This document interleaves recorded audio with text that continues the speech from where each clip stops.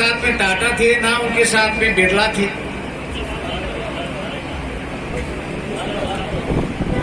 ना टाटा था, ना बिरला था, ना कोई पूंजीपति था, फिर भी कामयाब क्यों हो गए बाबा साहब?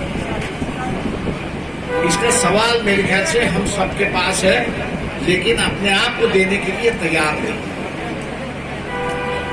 उसका जवाब यही है कि जहां कहीं बाबा साहब की पब्लिक मीटिंग हो, चाहे वो महाराष्ट्र में हो, हरियाणा में हो, पंजाब में हो, राजस्थान में हो, कहीं भी हो, मध्य प्रदेश में हो, लाखों लोगों की भीड़ लगती, लाखों लोगों की भीड़ लगती थी। और ये भीड़ ही बाबा साहब की पूंजी है, ये हम लोग ने पहले ध्यान में रखना चाहिए। भीड़ का मतलब हम लोग नहीं जानते। जैसे यहां मेरे किसी वक्ता ने कहा कि ये पंचायत होती है, पंचायत में अगर भीड़ हुई तो उस पंचायत के निर्णय में ताकत हो। पंचायत में अगर भीड़ नहीं है तो पंचायती निर्णय में कोई ताकत नहीं है, ऐसी एक परिस्थिति है। उसी तरह बाबा साहब भी दबे हुए, कुचले हुए समूह था, जो समूह है उनकी एक बड़ी बड़ी मीटिंग करते थे, बड़ी बड़ी प्रोग्राम करते थे, और वो भीड़ जो है बाबा साहब का संदेश आगे ले जाती है।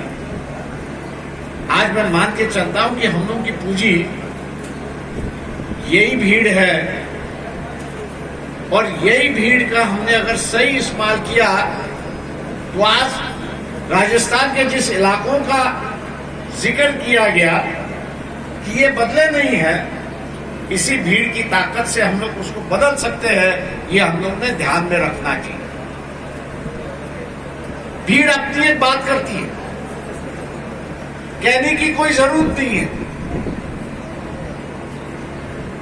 जैसे जात पंचायत होती है और जात पंचायत का निर्णय हुआ तो उनके को लगता है जात पंचायत का निर्णय हुआ, अब मैं इसके खिलाफ कैसे जाऊं। और इसी जात पंचायत के निर्णय के खिलाफ बाबा साहब अपनी एक जनसभा लेती थी और वही कहते थे कि इंसान जात के नाम से नहीं जिएगा, ये अपनी व्यक्तिगत जिंदगी यहाँ पर जिएगा। एक टकराव की बात वहां पर चलती, विचारों के टकराव की बात चलती थी। और आज अपने को दिखाई देता है कि बाबा साहब जीतते जीतते आस्ते चले जा रहे हैं, लेकिन हम उस जीत के प्रतीक होने के बजाय, हम इस जीत के प्रतीक होने के बजाय हम लोग उसके गुलाम हो रहे, ऐसी एक परिस्थिति है। हम लोग गुलाम हो रहे। मैं नहीं समझता कि हम लोग जागरूक नहीं, हम सभी जागरूक हैं, अपने अधिकार से जागरूक हैं।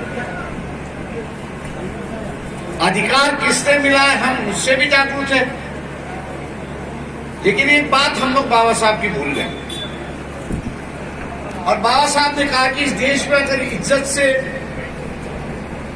जिंदगी गुजारना है, इज्जत से अगर जिंदगी गुजारना है तो आपको अपनी एक झुग्गी बनानी होगी। जब तक आप अपनी एक झुग्गी नहीं बनाते हो तब तक आपको इज्जत नहीं मिलेगी। आपकी झुग्गी होगी तो आप अपनी झुग्गी में रह सकते हो, ईमानदारी से रह सकते हो, स्वतंत्रता से रह सकते हो। लेकिन अगर आपकी झुग्गी ही नहीं रही तो आप किसी के यहां आश्रित बनते रहते हो। आप किसी के यहां आश्रित बनते रहते हो, और जिसके यहां आश्रित जाते हो वो फिर आप पर बंधने बना देता है। आपको ये करना है, वो करना है, वो नहीं करना है, वो नहीं करना है, ऐसी एक परिस्थिति है। मैं मान के चलता हूं कि जब तक हम लोग ये अपनी झुग्गी नहीं बनाएंगे तब तक इस व्यवस्था को ना काबू कर पाएंगे, ना अपने आप को जो है इज्जत दे पाएंगे।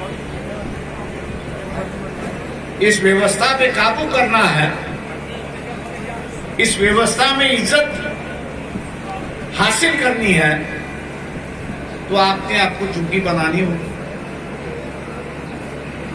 लोग कहेंगे कि हम लोग अपने झुग्गी में रहते, बात सही है कि आप अपने झुग्गी में रहते हो, वो आपकी व्यक्तिगत झुग्गी है, वो सामाजिक झुग्गी नहीं है, वो राजनीतिक झुग्गी नहीं है।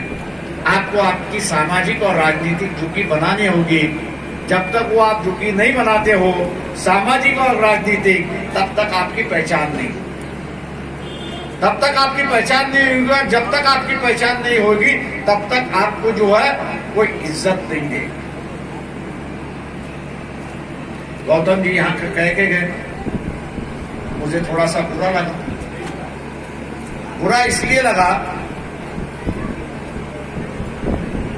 कि मैं कई लोगों को जानता हूं कि जिनका योगदान काफी बड़ा है।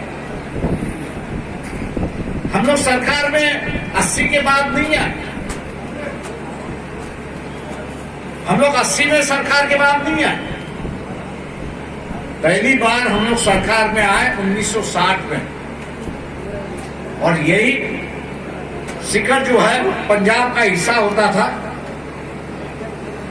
हरियाणा अलग नहीं था, हिमाचल प्रदेश अलग नहीं था। अकाली और आरपीआई की जो पहली सरकार बनी वो पंजाब में बनी, 1960 में बनी।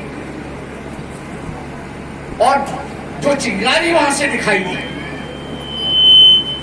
जो चिंगारी वहां से दिखाई दी, उस वक्त की केंद्र की जो सरकार थी, जैसे पूरा हो तुरंत केंद्र की सरकार थी, उन्होंने निर्णय लिया कि पंजाब एक सूबा नहीं होगा। एक पंजाब के 3 सूबे हो गए, एक सूबा पंजाब रहा, दूसरा हिमाचल हुआ और तीसरा हरियाणा हुआ। जो ताकत बनी थी उस ताकत को बिखरा दिया।